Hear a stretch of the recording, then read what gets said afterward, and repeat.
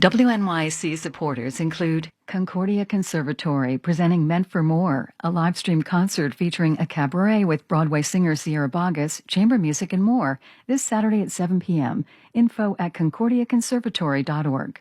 WNYC acknowledges the support of our sponsors in the arts community. As the cultural life of our city adapts to extraordinary times, WNYC's work delivering news and cultural coverage to our community and the nation is more important than ever. Thank you. WNYC relies on the monthly donations of sustaining members.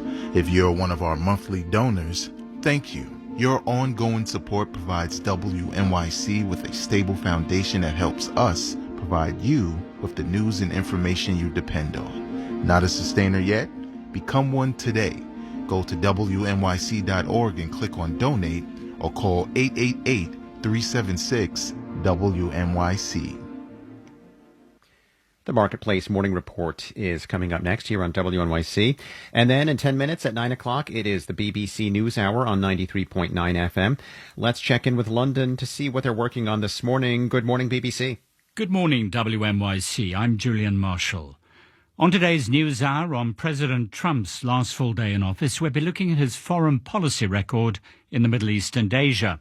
And we'll have the latest on the trapped Chinese gold miners as rescuers drill them new lifelines. That's BBC News Hour coming up at 9 on 93.9 FM WNYC.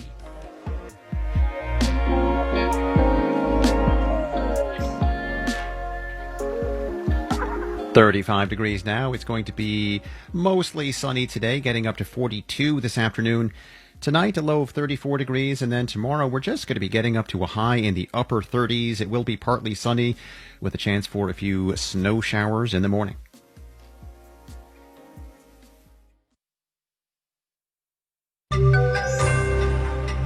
The new administration has no intention of lifting international COVID travel restrictions this month.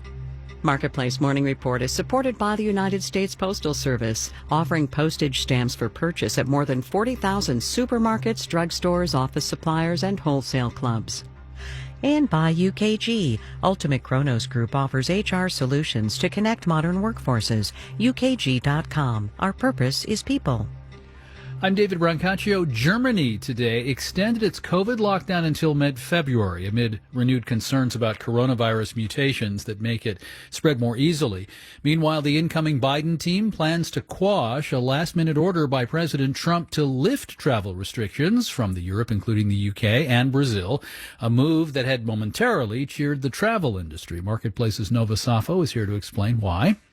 The restrictions we're talking about ban most travelers from Europe, the UK, and Brazil. President Trump's proclamation lifting those restrictions is scheduled to take effect a week from today. That means Joe Biden will be president. And soon after the White House announced Trump's decision, Biden spokeswoman Jen Psaki tweeted that no, travel restrictions won't be lifted next week. Not only that, she said the Biden administration plans to, quote, strengthen public health measures around international travel. Now, she didn't expand on what that means exactly, but it does appear that Trump's last-minute action won't last. What is the case for loosening travel restrictions, dare I ask?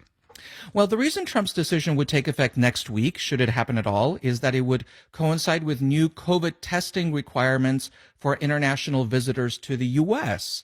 And airlines say testing makes travel restrictions unnecessary. They've been pushing to get rid of travel bans. They've seen travel to the U.S. from some parts of Europe decline 95% or more. At the same time, the World Health Organization says travel bans appear to be effective. And certainly U.S. citizens still can't travel to much of Europe. So bottom line, we're not there yet, David. Marketplace Nova Safo there. Presidential inaugurations typically attract donations from corporations, wealthy individuals, and others who want to cement friendships with an incoming administration, maybe supporting an inaugural ball or receptions.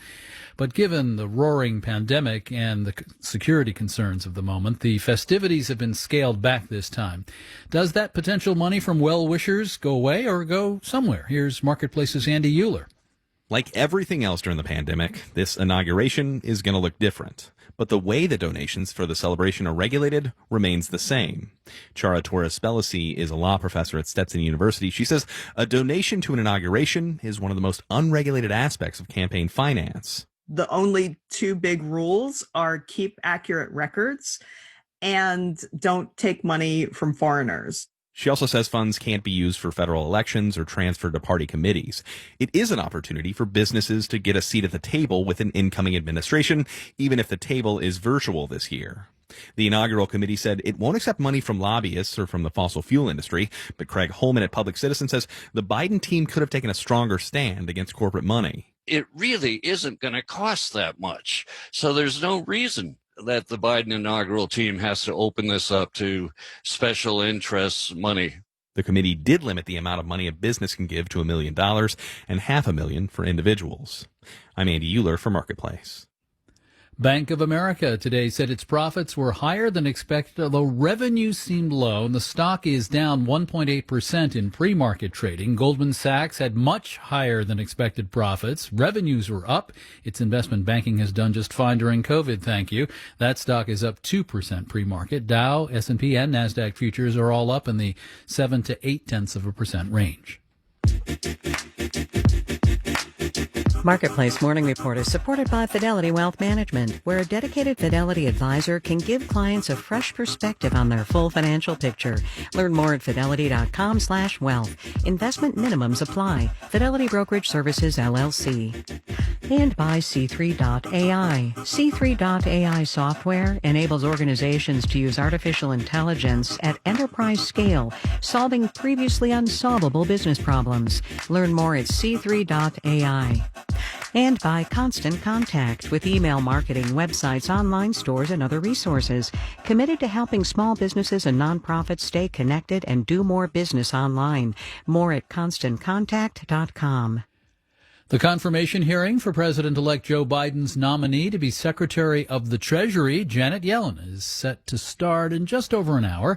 She used to have that other supremely powerful economic policy job, Chair of the Federal Reserve. At Treasury, she'll have enormous say over matters that affect our livelihoods. Here's Marketplace's Sabri Benashor. Janet Yellen has had a connection to public service since the 1970s, when she started out as a Fed economist. Since then, she's run Bill Clinton's Council of Economic Advisors, she ran the San Francisco Fed, and served as chair of the whole Federal Reserve System before President Trump declined to reappoint her. That is the short version of her resume. She will be maybe the most qualified Treasury Secretary that we've ever had in the history of the United States. Andrew Levin is a professor of economics at Dartmouth and was an advisor to Yellen at the Fed a decade ago. She was the best boss that I've ever had. She has a lot of common sense. She doesn't jump to conclusions. She wants to think things through carefully. Don Cohn, senior fellow at the Brookings Institution and himself a former vice chair of the Fed, calls Yellen conventional as economists go. But I think with a twist. And the twist in my mind is she's very aware of how the world really works. Some economists see the world in numbers and complex models. Cohn says Yellen sees it in terms of how real people are affected on the ground. When she was chair of the Federal Reserve Board, she emphasized the advantages of running with very strong labor markets because they would lift up people who are at the bottom of the income distribution, give them opportunities. Yellen enjoys bipartisan support, but senators will likely ask questions during her confirmation hearing that reflect their economic concerns of the day. Consequences of deficit spending, whether and how much more fiscal stimulus is needed. Some of those issues will be among the first she would face on the job. Seth Carpenter is chief economist at UBS.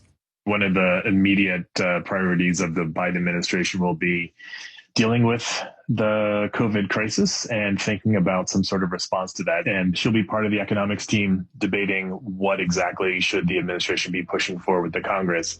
Yellen is not expected to have any trouble getting confirmed. In New York, I'm Sabri Benashor for Marketplace. Our producers are Meredith Garrettson, Stephen Ryan, Daniel Shin, and Erica Soderstrom. I'm David Brancaccio. This is the Marketplace Morning Report.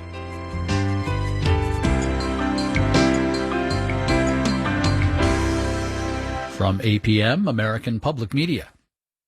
Support for WNYC comes from the Netflix film Da 5 Bloods.